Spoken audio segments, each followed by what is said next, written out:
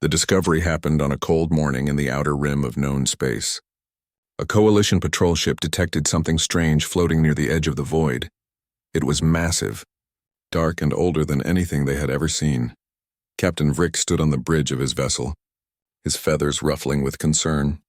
He was from the avian species, one of the founding members of the Galactic Coalition. For 3,000 years, 847 worlds had lived together in peace. They traded, they talked, they solved problems without violence. War was something from the history books, a barbaric practice that civilized species had abandoned long ago. "What is that thing?" Vrix asked his crew. "Unknown, sir," replied his scanner officer. "It appears to be a structure of some kind. Metal composition unlike anything in our database.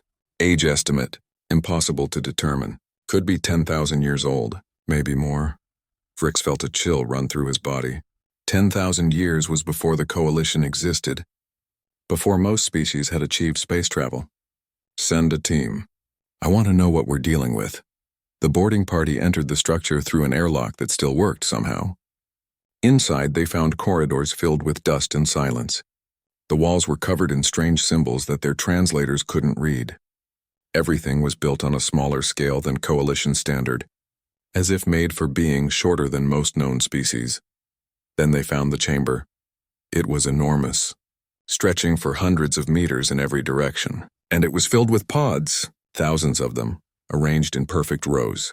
Each pod had a small window, and through the frost-covered glass they could see faces. Beings with smooth skin, no scales or feathers. 2 eyes, 1 nose, a mouth. Hair on their heads in various colors, sir. The team leader's voice crackled over the radio. "You need to see this." Within hours, the discovery had reached the Coalition Council on the capital world. Scientists, historians, and politicians gathered to examine the footage. The debate began immediately. "These are them," said Elder Nix, "an ancient being whose species had been part of the Coalition since its founding. The ones from the old data fragments. The humans." The word sent a ripple through the council chamber. Humans, a name that appeared in corrupted files and incomplete records from before recorded history. Most scholars believed they were fictional, like the monsters that parents told children about to make them behave. A species so dangerous, so unpredictable, that they had destroyed themselves before achieving peaceful coexistence with others. "That's impossible," Counselor Vrix argued. He had left his ship to attend this meeting. "Humans are mythology, stories, they don't exist." "These pods exist," Elder Nix replied calmly. "And they contain living beings. The biological scans confirm it. They're alive, just sleeping." "Then we destroy the structure," suggested General Mora, the head of Coalition military forces. She was from an amphibious species, tall and powerful, with skin that shimmered blue-green. "If the legends are true, these creatures are dangerous. They come from a death world. They know nothing but violence and chaos. We don't kill sleeping innocents," countered Ambassador Kolth, his reptilian eyes flashing with emotion. "That's not who we are. We're civilized. We study, we learn, we communicate." The argument went on for 3 days. Finally, the council made a decision. They would wake the humans, but carefully, with precautions, on a remote station, far from any populated worlds. If the humans proved dangerous, they could be contained. The process took 2 weeks. Scientists worked carefully to revive the sleepers, starting with just a few pods. The first to wake was a male who identified himself as Tay. He was confused, disoriented, asking questions in a language that the translators struggled to understand at first. But within hours, something remarkable happened. Tay began learning the Coalition's common language at an incredible speed. By the second day, he could speak it well enough to be understood. "Where are we?" Tay asked, his dark eyes sharp with intelligence. "What year is it?" When they told him, his face went pale. 10,000 years, he whispered. "Everyone we knew is gone. Our children, our families, our entire civilization." More humans were awakened. 2,000 in total, that was all the functioning pods contained. The rest had failed over the millennia. Among the survivors was Dr. Hay, a woman with kind eyes and a sharp mind. She had been their expedition's xenobiologist, someone trained to study alien life. Now she found herself studying aliens from the perspective of being the alien herself. The humans were moved to Station Epsilon 7, a research facility orbiting a dead moon. They were given quarters, food, access to Coalition databases, but they were also watched, monitored, and confined. The station was surrounded by warships just in case. Tay and Hay met with the Coalition Council through a video link. Counselor Vrix led the questioning, his suspicion clear in every word. "Tell us about your people," Vrix demanded. "The records say you come from a death world, that you're warriors, killers." Tay closed his eyes, taking a deep breath. "We came from Earth. Yes, it was a difficult world. But that doesn't make us evil. We had war in our history, but we also had art, music, love, families. We're complicated like any species." "And why did you leave?" asked Ambassador Kulth more gently. "Our son was dying," Hay explained. "We had time, but not much. We built ships, gathered volunteers, and went searching for a new home. We put ourselves in cryosleep, hoping to wake up somewhere safe. Instead, we woke up here, 10,000 years later, in a galaxy that remembers us as monsters." The council discussed the situation in private. Some wanted to give the humans a chance. Others wanted them gone, sent back out into the dark between stars. The compromise was reluctant asylum. The humans could stay for now, but they would be restricted to certain colonies, watched at all times and forbidden from accessing military technology. Ty accepted these terms, though Hai could see the pain in his eyes. They had traveled across the stars looking for hope, and instead found fear and suspicion. That night, Tay stood at a viewport, looking out at the unfamiliar stars. Hai found him there, her own expression troubled. "They're afraid of us," she said quietly. "Yes," Tay replied, "and maybe they should be. We're not the peaceful species they are. We fought wars for thousands of years before we learned better. But we did learn. We changed. We grew beyond our violent past." "Will they ever believe that?" Hay asked. Tay didn't answer. He just stared at the stars, wondering if their ancient reputation would forever define them. Humans had existed only in legends for 10,000 years. Now they were real again, flesh and blood, trying to survive in a galaxy that had moved on without them. The question was simple but terrifying. Could the humans prove they were more than the monsters from old stories? Or would the legends destroy them before they ever got the chance? 6 months had passed since the humans woke from their long sleep. They now lived on 3 different colony worlds, spread out so they couldn't gather in large numbers. The Coalition still didn't trust them, but slowly, things were changing. Da was one of the humans who adapted fastest to their new reality. She had been an engineer on the original expedition, and her mind was built for solving problems. Within weeks of arriving at Colony 7, she had figured out how the local power systems worked. Within a month, she was suggesting improvements. "This design is inefficient," she told the colony's chief engineer, a being with 6 arms and crystal-based biology. "You're losing 30% of your energy in the conversion process. If you reroute the flow here and here, you could boost output significantly." The chief engineer was skeptical. "That's not how we've always done it." "I know," Da replied with a smile. "But maybe there's a better way?" She was right. When they implemented her changes, the power output increased by 28%. Word spread. Soon other engineers were consulting with Da, asking for her input on various projects. She never claimed to be smarter than them, just different. Her mind worked in ways that Coalition species didn't naturally think. Not everyone was happy about this. Some saw human innovation as threatening. Others worried that humans were infiltrating important systems. Jin was having different struggles. He had been a soldier on Earth, part of the security team for the expedition. Now there were no threats to fight, no enemies to face. The Coalition was peaceful, and Jin didn't know how to exist in a world without conflict. He volunteered for everything physical. Construction projects, heavy lifting, anything to keep his body and mind occupied. When the Coalition military announced training exercises open to all species, Jin was the first to sign up. The training officer, a being whose species had evolved from pack hunters, looked at Jin with curiosity. "You understand this is just exercise? No real combat. We haven't had a war in 3,000 years. "I understand," Jin replied. "I just want to stay sharp." The exercises were simple by military standards. Obstacle courses, tactical simulations, team coordination drills. Jin completed them all with ease, moving through challenges that other species found difficult. His human body, evolved on a heavy gravity world with constant dangers, was built for physical stress. During one simulation, Jin's team was tasked with rescuing hostages from a mock structure. The other species approached it carefully, taking their time, following protocol. Jin analyzed the situation for 30 seconds, then moved. He climbed. The outside of the structure found an unguarded window and had the hostages secured before his team even breached the front door. The training officer watched the replay in silence. That was unorthodox. It worked, Jin said simply. Yes, the officer agreed slowly. It did.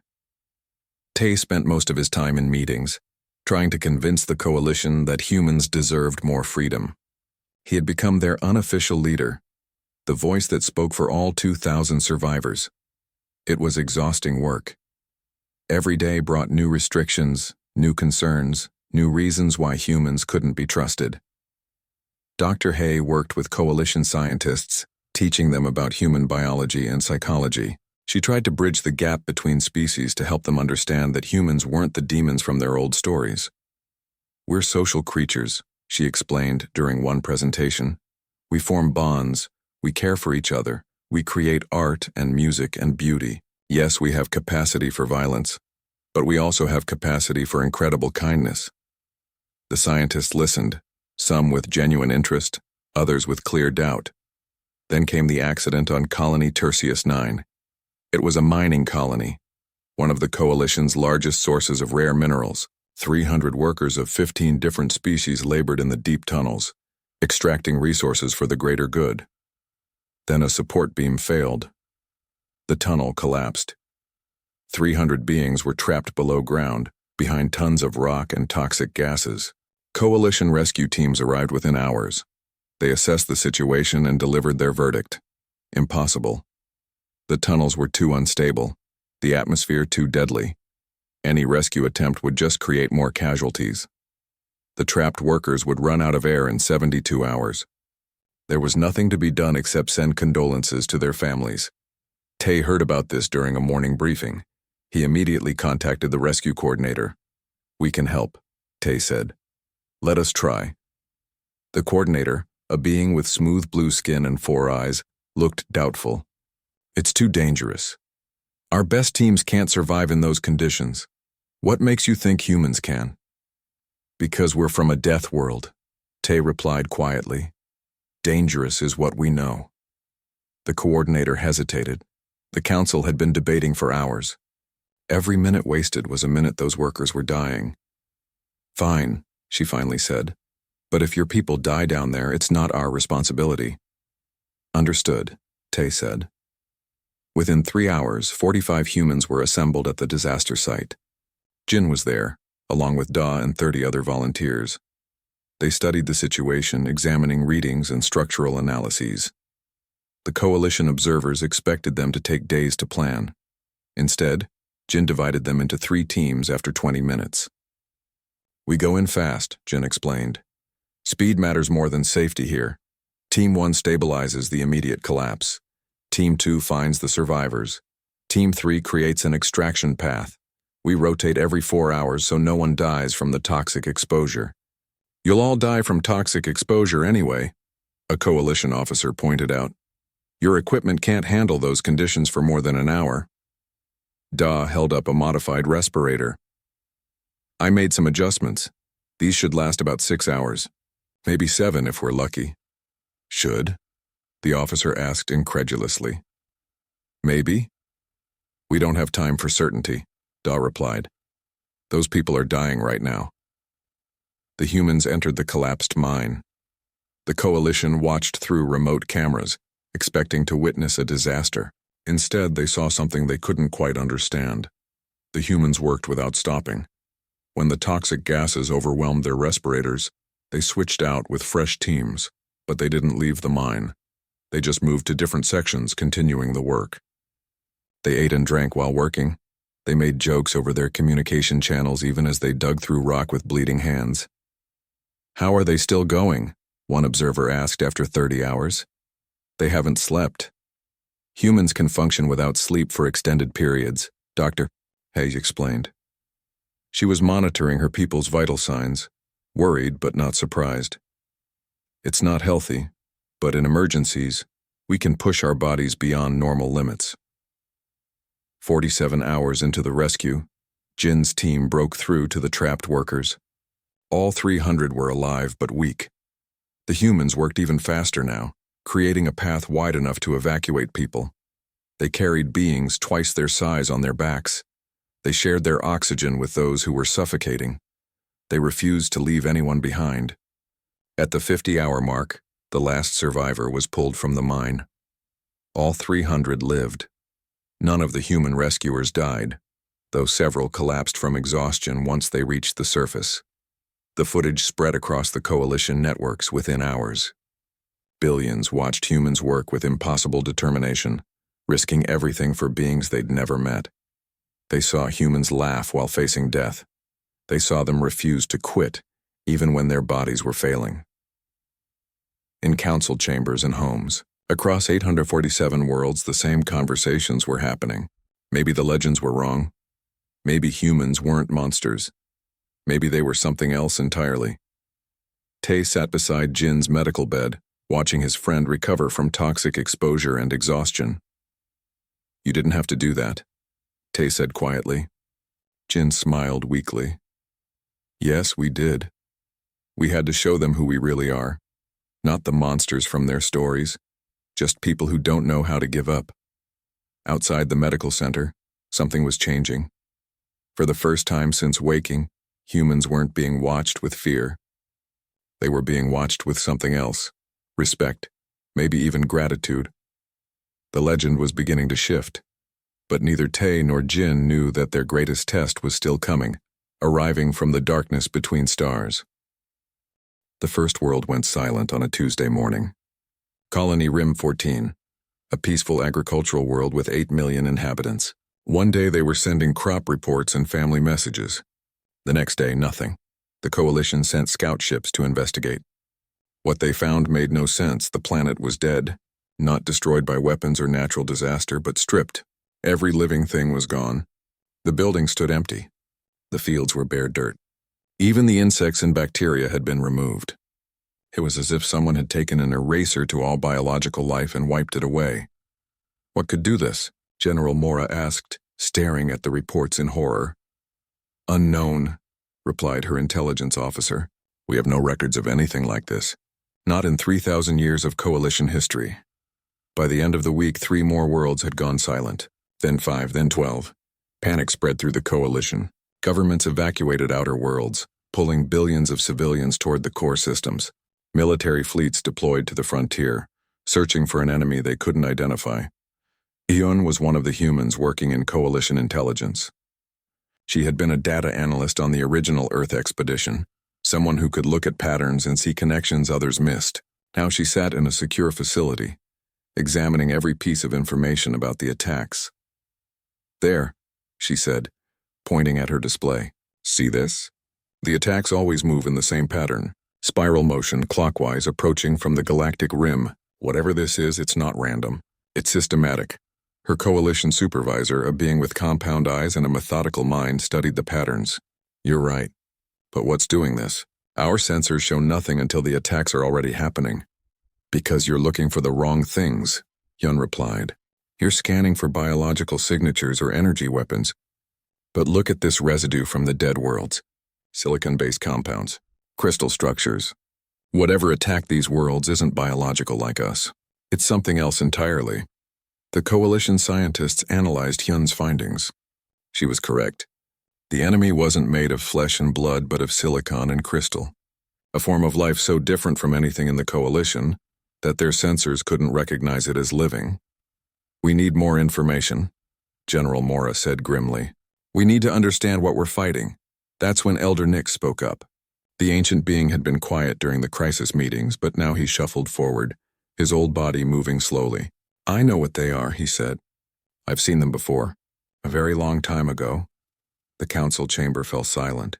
Everyone knew Elder Nix was old, but exactly how old was unclear. His species lived for thousands of years, and he was ancient even by their standards. "They're called the Voidborn," Elder Nix continued. "Silicon-based collective entities that consume organic matter for resources. They came from beyond our galaxy, traveling through the void between stars. 12,000 years ago they attacked our ancestors. World after world fell. Nothing could stop them. How did you survive? Counselor Vrix asked. We didn't, Elder Nix replied. Someone else saved us. Another species that knew how to fight them.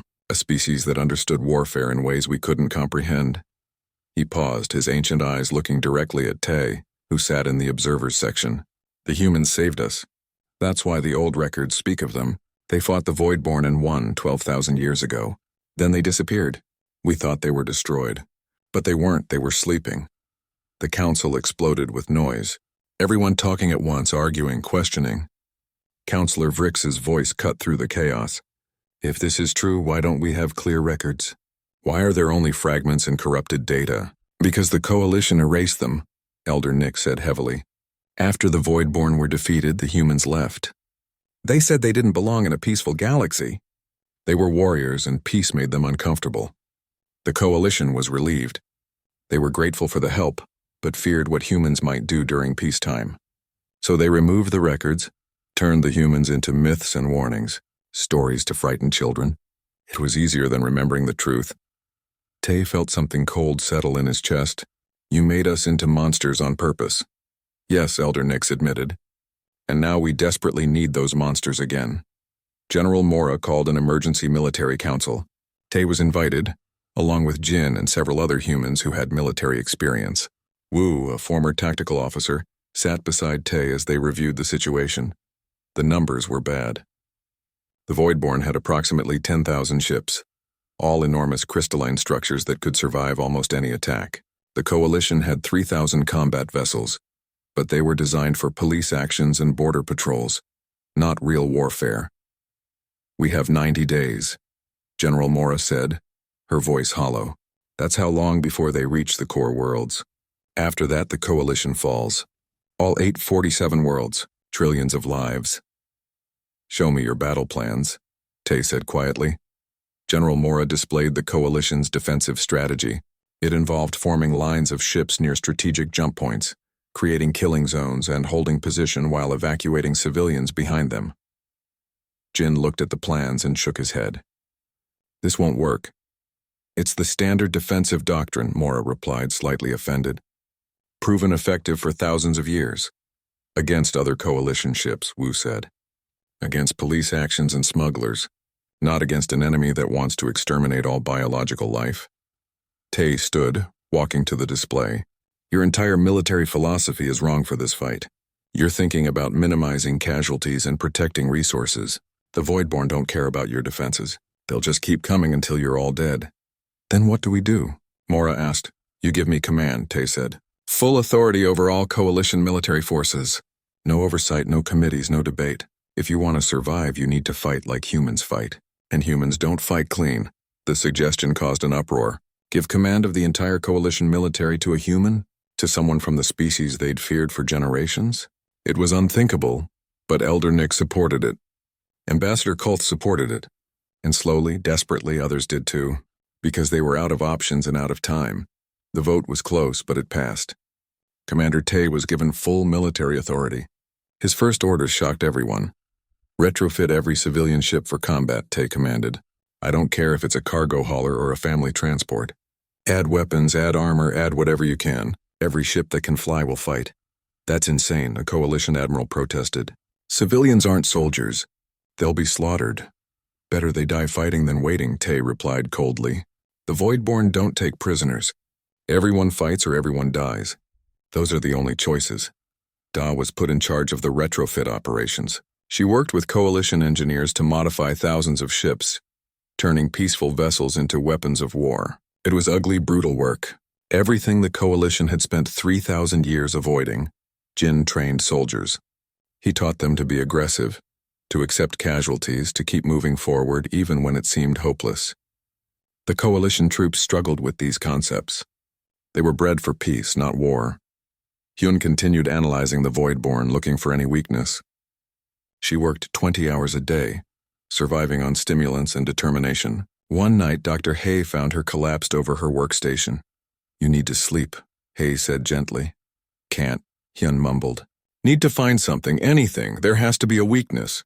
And if there isn't? Hyun looked up, her eyes red and tired. Then we make one. 90 days became 60. Then 40. The Voidborn kept advancing, consuming world after world. The Coalition abandoned the outer territories, pulling everything back to the Kalter system. This was the choke point, the strategic location where they'd make their stand. Tay stood on the bridge of the Coalition flagship, looking at the assembled fleet. 3,000 warships, 5,000 armed civilian vessels. Against 10,000 Voidborn crystal ships, we're going to lose, General Mora said quietly beside him. Probably, Tay agreed, but we're going to make them pay for it. And maybe, just maybe, we'll hurt them enough that they don't have the strength to finish what they started. Is that human optimism? Mora asked. No, Tay replied. That's human stubbornness. We don't know how to quit even when we should. The Voidborn arrived at the Kalter system on schedule, their crystal ships glittering in the darkness like terrible stars. The Coalition fleet waited, every ship silent, every crew terrified. Tay opened a channel to the entire fleet. Every ship, every soldier, every civilian with a weapon heard his voice. They think we're going to defend, Tay said. They think we'll sit here and try to hold our position while they grind us down. That's what the Coalition has always done. Fight carefully, minimize losses, survive to negotiate. He paused, letting the silence stretch. But we're not doing that. When they get close enough, we're going forward. Into them, through them. We're going to make them understand what humans learned a long time ago. Sometimes survival isn't about being careful. Sometimes survival is about being willing to do what your enemy thinks is impossible. On thousands of ships, beings from hundreds of species felt something they'd never felt before. A cold, terrible understanding of what was about to happen. Follow my lead, Tay said, and if you die. The Coalition fleet charged forward like a tidal wave of metal and fire. Every ship, from massive warships to converted cargo haulers, accelerated toward the Voidborn formation. On the bridge of 1,000 vessels, crew members watched in terror and disbelief as the distance closed. The Voidborn didn't understand at first. In 12,000 years, they had faced countless species across multiple galaxies. Everyone had tried to defend, to create distance, to survive. None had ever charged directly at them. The first collision happened within minutes. A Coalition destroyer, its hull already scarred from previous skirmishes, rammed directly into a Voidborn crystal ship. The impact destroyed both vessels instantly, but the debris field disrupted the Voidborn formation. All ships, Tay commanded over the open channel. Any ship that's too damaged to fight, ram the nearest enemy vessel. Don't waste your death, make it count. A Coalition admiral gasped. You're ordering suicide attacks? I'm ordering effective attacks, Tay replied coldly. A ship with a dying crew can still take an enemy with them. That's arithmetic, not cruelty. Across the battlefield, disabled Coalition ships turned toward enemy vessels. Some crews volunteered immediately. Others hesitated, then did it anyway. The Voidborn were learning that biological life could be far more frightening than they'd anticipated. Jin commanded a strike wing of 50 fast attack craft. His pilots were a mix of species, none of them naturally aggressive. He'd spent weeks training them, teaching them to think like predators instead of prey. Remember, Jin said over his wing's private channel, they expect you to break off when they fire. Don't. Fly through their weapons fire, get close. The closer you are, the less time they have to target you. That's insane, one pilot replied, her voice shaking. Yes, Jin agreed. That's why it'll work. They can't predict insanity. His wing dove into the enemy formation, weapons blazing.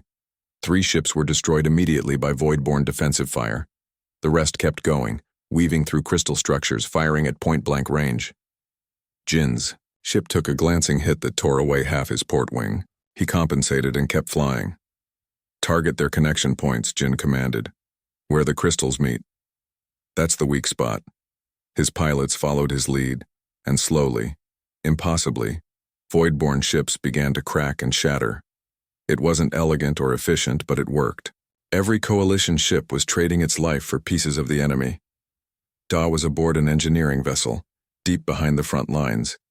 She wasn't fighting directly, but her work was just as crucial.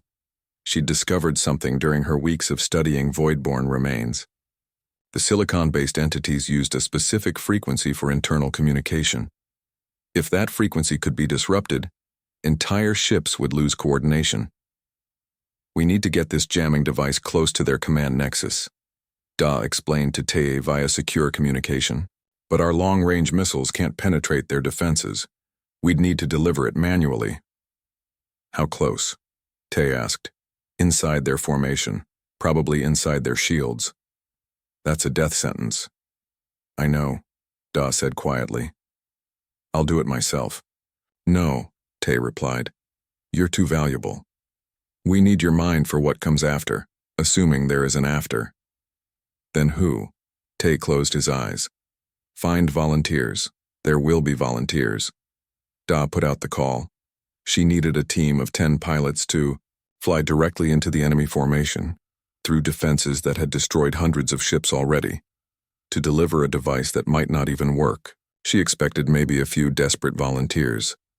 300 people responded within the hour. Coalition species, humans, all willing to die for a chance to hurt the enemy. Da selected 10 based on piloting skill and ship compatibility. She personally installed the jamming device on each vessel, making sure they understood how to activate it. As she worked, she talked to them, learning their names, their families, why they volunteered. My children are on the core worlds, one pilot told her. She was from a species with 4 arms and gentle eyes. If we don't stop them here, my children die. So I do this. Da hugged her, unable to find words. The Suicide Squadron launched at dawn the next day, as the main battle entered its 3rd day of continuous fighting. By now, both fleets were exhausted. The Voidborn had lost approximately 2,000 ships. The Coalition had lost 5,000. The math was brutal and clear. At this rate, the Coalition would be destroyed first. Jin volunteered to escort the Suicide Squadron as far as he could. His wing had been reduced to 12 ships from the original 50. They flew in formation with the 10 volunteers, clearing a path through enemy fighters. It's been an honor, Jin told the volunteers as they approached the Voidborn command nexus. The honor is ours, the 4-armed pilot replied. Tell our families we died moving forward. I will, Jin promised. The 10 ships dove into the heart of the enemy formation.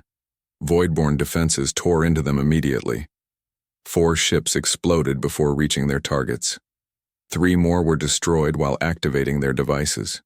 2 ships made it through, detonating their jamming devices right next to the command nexus. For 5 seconds, nothing happened. Then across the battlefield, hundreds of Voidborn ships went dark. Their coordination failed. They stopped moving as a unified force and became individual vessels, confused and vulnerable. Now, Tay ordered. All ships, full attack. Hit them while they're disrupted. The Coalition fleet surged forward. For the first time in 3 days, they had an advantage. They pressed it mercilessly, destroying Voidborn ships faster than they'd managed before. But the jamming effect was temporary. After 10 minutes, the enemy began to coordinate again. Those 10 minutes cost the Voidborn 1,000 ships. It also cost the Coalition 2,000 more. The math was still terrible, but less terrible than before. Hyun worked frantically in her lab, analyzing data from the jamming attack. There had to be more. Some other weakness. Something they could exploit. She'd been working for 70 straight hours. Her human body pushed beyond reasonable limits. There, she whispered, staring at her screen. Oh, that's it. She opened a channel directly to Tay's ship. I found something. The silicon structure isn't just for communication. It's how they process energy. If we hit them with specific wavelengths of radiation, we can disrupt their entire energy distribution system. Can we weaponize it? Tay asked. Already working on it. But I need raw materials, rare isotopes, and I need time. Time we don't have, Tay replied. How long? 12 hours minimum. Tay looked at his tactical display. The Coalition fleet was down to 3,000 ships total. The Voidborn had about 7,000 remaining. 12 hours might as well be 12 years. Do it anyway, Tay ordered. I'll buy you the time. He switched to fleet-wide communication. All remaining ships, this is Commander Tay. We need to hold them here for 12 more hours. I know you're tired, I know we're losing, but 12 hours might give us a weapon that can end this. Can you give me 12 hours? The responses came from 1,000 ships. Different species, different languages, but the same message. Yes, they'd fight for 12 more hours. They'd fight until they couldn't anymore. The battle intensified. Coalition ships that could barely fly anymore threw themselves at the enemy. Crews that should have been evacuating stayed at their posts, firing until their weapons melted or their hulls breached. The Voidborn kept coming, grinding down the defenses with mechanical efficiency. Jin's wing was down to 3 ships now. His own craft was held together more by hope than engineering. One engine was gone. Life support was failing. His communication system worked intermittently. But he could still fly, so he kept fighting. A Voidborn fighter targeted one of his wingmates, a young pilot who'd only joined the military 6 months ago. Jin put his ship between them, taking the hit that should have killed her. His ship's remaining engine exploded. All power died. "Jin!" his wingmate screamed over the radio. "Are you alive?" "Barely," Jin coughed. His cabin was filling with smoke. "Get clear. I'm done. I'll tow you back. No time. Keep fighting." Jin looked at his controls. No power, no weapons, no engines, but he still had momentum, and he still had a ship full of explosive fuel. He aimed himself at the nearest Voidborn command vessel and overrode the emergency safety systems on his fuel tanks. "Tell my friends I died doing something stupid," Jin said with a laugh. "They'll appreciate that." He hit the detonation button. His ship, traveling at combat speed, slammed into the Voidborn vessel and exploded with the force of a small nuclear weapon. The enemy ship cracked apart, taking 2 smaller vessels with it. Across the battlefield, other coalition pilots saw what Jin had done. Some cried, some raged, but they all understood the message. If dying was inevitable, die making the enemy pay. 12 hours later, Hyun's weapon was ready. A missile carrying a payload of radioactive material specifically tuned to disrupt silicon-based energy distribution. They had exactly 1 shot. If it failed, the coalition would fall within hours. Dr. Hay stood beside Hyun as they loaded the missile. Both women were exhausted beyond reason, running on nothing but determination and chemical stimulants. "Will it work?" Hay asked quietly. "I don't know," Hyun admitted. "Probably not, but it's the only chance we have." The missile launched from a modified cargo vessel. Sung, one of the most skilled human pilots, volunteered to guide it in. The missile was too important to trust to automated systems. The war ended on a quiet morning with no celebration and no parades. The coalition fleet limped back to the core worlds, carrying the wounded and the traumatized. Every ship was scarred. Every crew had lost someone. The victory felt hollow because of how much it had cost. Of the 2,000 humans who woke from cryosleep, only 847 remained alive. The rest had died in the rescue operations, the battle preparations, or the final fight against the Voidborn. Their names were recorded in every coalition database, translated into every language, remembered by every species. Tay stood at the memorial 6 months after the battle ended. It was a simple structure built on the capital world, a wall of black stone carved with names. Human names, coalition names all together. No division between species. Just a list of everyone who died defending civilization from extinction. A delegation from the Coalition Council approached him. Tay didn't turn around. He knew what they wanted. "Commander Tay," Counselor Vrick said formally, "the Council wishes to offer you permanent command of Coalition military forces. With full authority and our complete trust." "No," Tay replied simply, still looking at the wall of names. "No." Vrick seemed genuinely surprised. "But you saved us all. The entire galaxy owes you a debt that can never be repaid."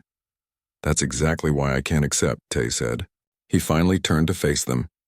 "You saw what we did, how we fought, how many died because of the orders I gave. That's not who you are. That's not who you want to be. You're peaceful people. You should stay that way. But if another threat comes," Vrix began, "then you'll face it with your own methods." Tay interrupted gently. "You learned from us. You adapted. You survived. You don't need us to be your warriors anymore. You can protect yourselves." General Mora was part of the delegation. She stepped forward, her amphibious features sad. "Where will you go?" "Somewhere quiet," Tay replied. "We've fought enough. The humans who are left, we just want to live in peace, grow food, raise families if we can, be anything except soldiers." The council granted the remaining humans citizenship without restrictions. They could live anywhere, work in any field, travel freely across all coalition worlds. The fear was gone, replaced by respect and gratitude. Dr. Hay became the chief ambassador for human affairs, helping the survivors integrate into coalition society. She gave lectures at universities, talking about human culture, biology, and psychology. She wanted future generations to understand humans as people, not just warriors. During one lecture, a young student asked her a difficult question. Is it true humans enjoy fighting? That violence comes naturally to you? Hay considered her answer carefully. We don't enjoy violence, but we're good at it. Our evolution on Earth made us survivors, and sometimes survival requires fighting. The important thing is that we chose when to fight. We fought for you for the coalition because it was right. Not because we wanted to, but because we had to. That's the difference between a warrior and a monster. Da continued her engineering work, but now she focused on rebuilding instead of destroying. She helped design new colony ships, better communication systems, and safer mining equipment. She trained coalition engineers in human problem-solving methods, teaching them to think differently about challenges.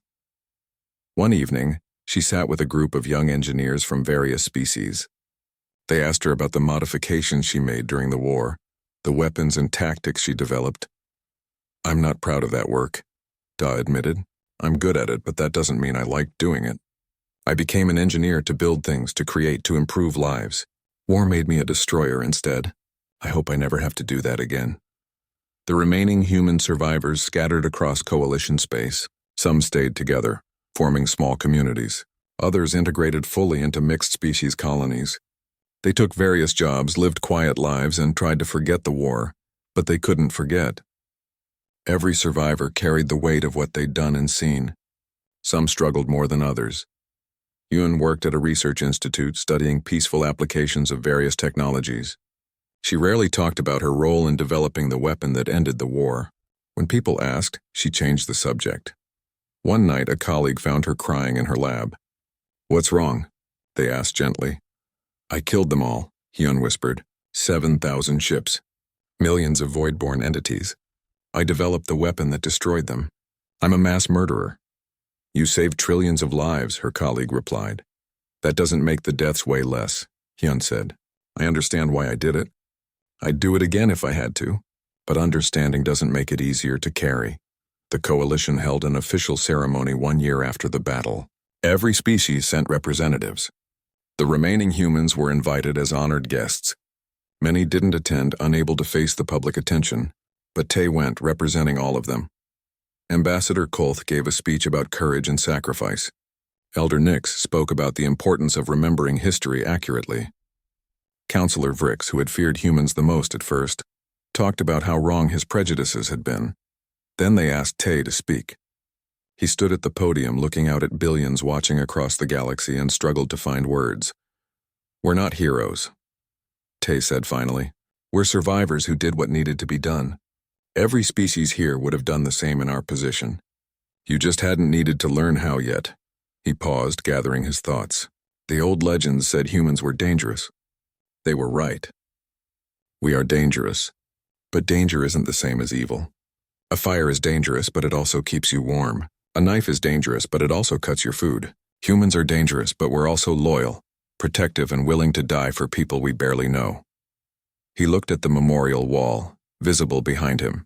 The real heroes are there, the ones who didn't survive. They gave everything so that civilization could continue. Human and coalition together, not because we were the same, but because we chose to stand together anyway. After the ceremony, a group of young coalition children approached Tae. Their teacher had brought them to see the memorial and teach them about the war. One child, barely old enough to understand what death meant, looked up at Tae with wide eyes. Are you really one of the humans from the legends? Tae knelt down to the child's level. I'm just a person. The legends made us sound bigger than we are. My parent says you saved everyone, the child continued, that you're the bravest beings in the galaxy. Your parent is kind, Tae replied, but bravery isn't about not being scared. It's about being scared and doing what's necessary anyway. Everyone who fought was brave. Human, coalition, all of us. Will you fight again if more bad things come? The child asked innocently. Tae looked at the memorial wall, at the names of his friends who died because he ordered them into battle. Jin Sung and over 1,000 others. I hope I never have to, he said quietly. I really hope I never have to. Years passed. The survivors aged. Some married coalition citizens, creating the first mixed families. Others stayed alone, carrying their memories in silence. The galaxy slowly healed from the trauma of war. Tay eventually settled on a quiet agricultural world, far from the capital and the politics. He grew vegetables in a small garden and rarely talked about the past. When people recognized him, he politely declined interviews and public appearances. Dr. Heye visited him sometimes. They sat in his garden drinking tea and watching the sunset. Do you have regrets? Heye asked during one visit. Every day, Tay replied. I see their faces. Everyone who died following my orders. I hear their voices. Sometimes I wonder if there was a better way, something I missed. Would you do it differently if you could go back? Tay was quiet for a long time. No, every decision I made for the right reasons. That doesn't mean they don't haunt me. Living with the weight of those decisions, that's my responsibility. The price I pay for surviving when so many didn't. A coalition survey ship eventually found Earth. The sun hadn't died as the original humans feared. It was still burning, still supporting life, but Earth itself was empty of intelligent life. Humanity's ancient civilization had collapsed for other reasons, lost to time and history. The coalition offered to help resettle Earth, to rebuild humanity's homeworld. The surviving humans debated this for months. Some wanted to return, to reclaim their heritage. Others felt they'd moved beyond Earth, that their home was now with the coalition. In the end, they decided to leave Earth as a memorial. A planet-sized monument to what was lost and what was found. Ships could visit, but no one would live there. It would remain a reminder of where humans came from and how far they'd traveled. 30 years after the war, Tay was old and tired. He'd lived a quiet life, exactly as he wanted. On his final day, surrounded by friends both human and coalition, he looked at the sky. We did good, he whispered. Didn't we? You did better than good, Hay replied, holding his hand. You gave everyone a future. Not me, Tay corrected gently. All of us, together. He closed his eyes and died peacefully, the first of the human survivors to reach the end naturally. His funeral was attended by thousands, species from across the galaxy coming to pay respects. The memorial wall gained one more name. The coalition continued. Peace returned. But the military academies now taught human tactics alongside traditional methods. The engineering schools studied human innovation.